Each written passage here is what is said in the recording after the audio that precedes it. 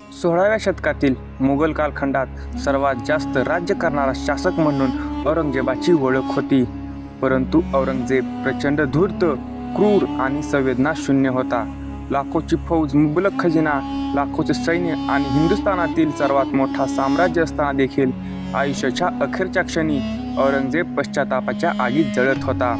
तो सदैव आपल्या मुलांपासून दूर राहिला. औरंगजेब इतका संशयी होता की त्याला स्वतःच्या सावलीसुद्धा विश्वास नव्हता.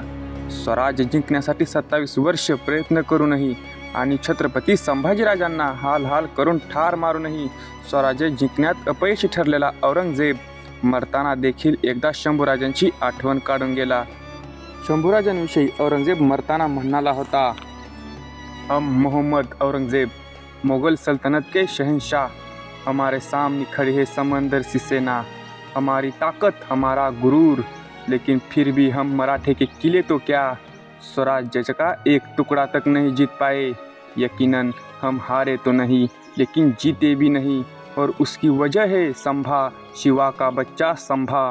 हमने उसकी आँखें निकाल दी लेकिन नहीं झुकी उसकी आँखें हमारे सामने. हमने ज़बान काट दी उसकी लेकिन बेज़ुबान हम हो गए. हमने पाँव काट दे उसके लेकिन नहीं टिके उसने घुटने हमारे सामने. काश हमारी एक भी औलाद होती उस संभा की तरह, तो डाल देते उसके सर पे तख्त सल्तनत का बोझ और मर जाते सुकून से. मरताना औरंगजेब म्हणतोय, माझ्या 4 मुलांपैकी एक जरी संभाजीराजांसारखा मुलगा जन्माला आला असताना तर मुघल साम्राज्याचा झेंडा संपूर्ण हिंदुस्थानावर फडकावला असता. पण कसे येतील औरंगजेबाच्या पोटी शंभूराजे जन्माला.